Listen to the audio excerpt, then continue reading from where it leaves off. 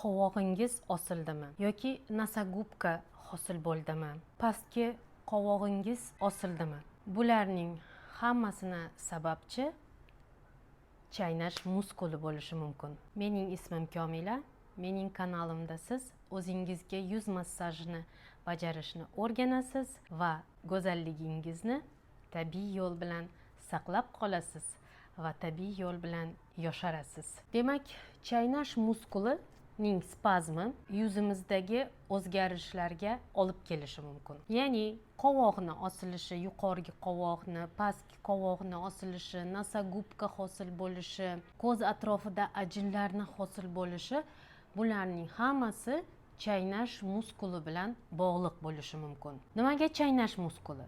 Chaynash muskuli bu yuzimizdagi katta muskullardan biri hisoblanadi. Ya'ni tishlaringizni siqsangiz uni his qilishingiz mumkin va chaynash muskuli har doim harakatda. Ya'ni siz gapirasiz, ovqatlanasiz, saqich chaynaysiz. Ba'zi insonlar esa uxlab yotganida mana bunaqa qilib tishlarini bir-biriga siqib qo'yadi yoki stress payti mushaklar spazmga keladi. Bularning hammasi mana shu chaynash muskullarining qotib qolishiga olib keladi. Ya'ni harakat qilaverib qotib qoladi va natijada yuzimizda har xil o'zgarishlar paydo bo'lishni boshlaydi. Siz necha yoshingizda bo'lishingizdan qat'iy nazar 30 mi, 20 mi, 50, 60 farqi yo'q. Har kun massaj qiling chaynash muskullarini. Boshladik. Boshida mana shu mushtimiz bilan mana bitta suyagimiz bor. O'sha suyakni pastki qismiga qo'yamiz, bosamiz, ozgina ushab turamiz,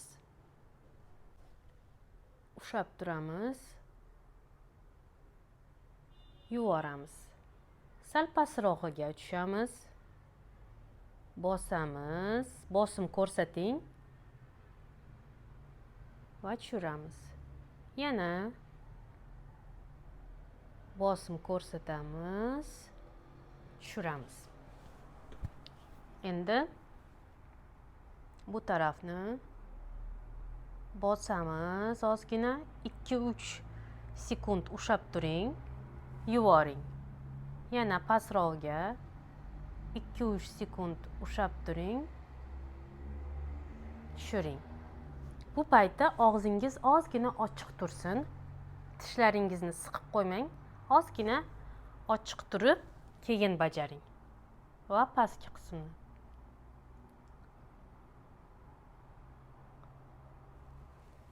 Ana.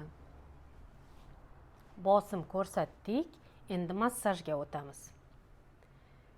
Xohlasangiz mushtingiz bilan mana shunaqa qilib aylana harakatlari bilan massaj qiling. Xohlasangiz barmoqlaringiz bilan. Qaysi sizga qulay bo'lsa, o'sha massajni bajaring. Menga musht bilan qulay, chunki tochkalariga ta'sir qiladi. Mushtingiz mana bu suyaklari juda ham yaxshi ta'sir qiladi. Ba'zida o'sha chaynash mushaklari og'riq bo'lishi mumkin massaj qilganingizda. Mana og'riq his qilsangiz, demak u mushak juda ham qotib qolgan va bu og'riq norma. Siz agar har kuni massaj qilib tursangiz, bu mushak bo'shashadi va og'riq vaqt o'tishi bilan o'tib ketadi. Demak, boshladik. Mana shunaqa qilib aylana harakatlari bilan massaj qilamiz. E'tibor bering, og'zingiz ozgina ochiq qolsin. Mana yana yuqoridan pastga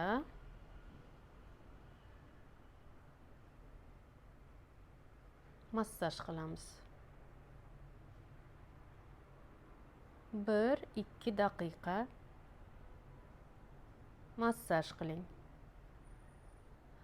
Agar massaj qilib turganingizda tugunchalarni his qilsangiz, bu ham norma. Qotib qolgan natijasida ichida suyuqliklar to'planib qolgan bo'lishi mumkin. Ularni ham massaj yordamida ketkizsa bo'ladi. Mana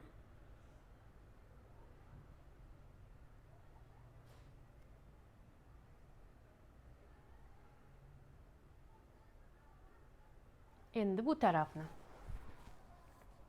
xuddi shunday bosib, ozgina bosim ko'rsatib, mana shunaqa qilib massaj qilamiz.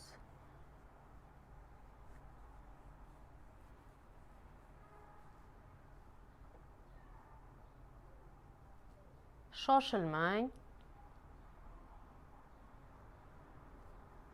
Mushagingizni his qilib massaj qiling.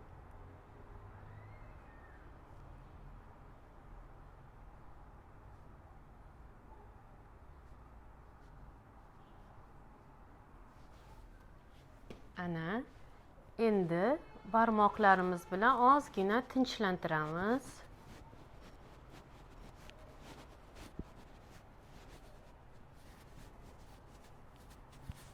Mana.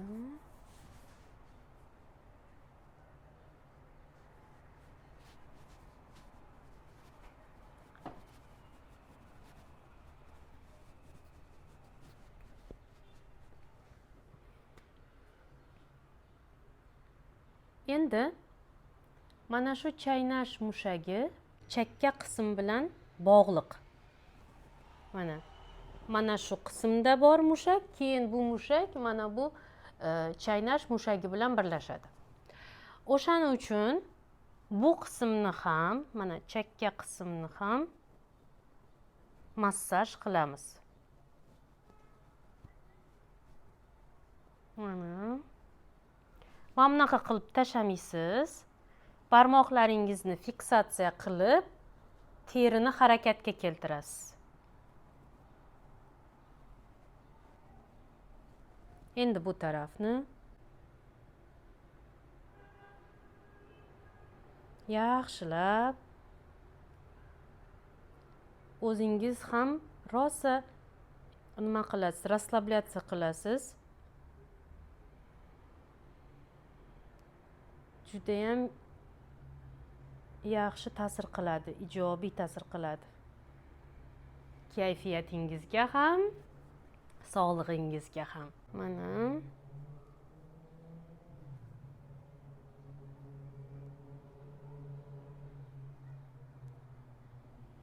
massajimizni bajarib bo'ldik. Endi oxirida o deb og'zingizni ochib ozgina tutib turing. Chunki siqilib qolgan mushakni ozgina cho'zish kerak bo'ladi. Chunki har doim gapirasiz, mushak mana bunaqa qilib siqilib qoladi. O deb ochsangiz, mushak cho'ziladi. O'sha qotib qolgan joylari yumshashni boshlaydi va mushak yoyiladi. O'shaning uchun mana shu mashqni ham bajaring.